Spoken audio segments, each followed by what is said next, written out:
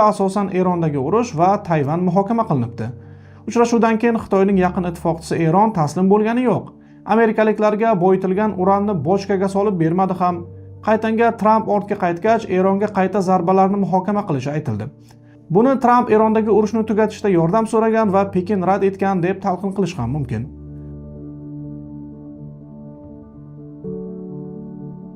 Tramp Oq uyga qaytgan chog'ida o'ziga ishonchi juda baland edi. Amerika qaytdi, bizni yana hurmat qilishyapti, biz buyukmiz, biz zo'rmiz dedi. Maduroni vertolyotga solib olib qochishganda uning o'ziga ishonchi yanada oshdi. Keyin Eronda urush boshladi.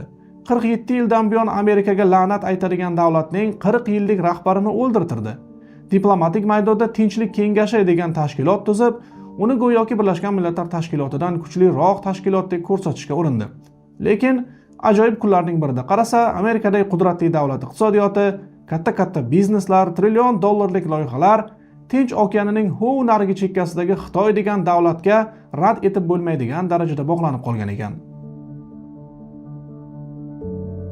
Oddiy misol, Trumpga hamrohlik qilgan Elon Muskning Tesla brendi bozordagi yarim mahsulotini Xitoyda ishlab chiqaradi.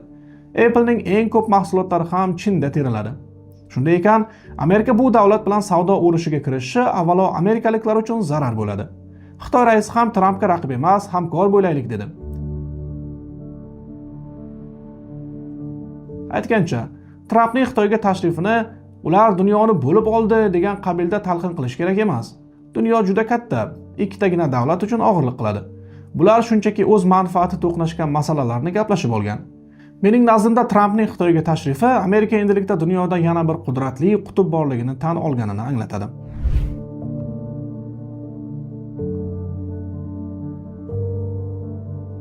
Donald Trump Xitoyga borganidan bir hafta o'tib, Rossiya prezidenti Vladimir Putin ham Si Jinpingning taklifiga binoan Xitoyga borar ekan.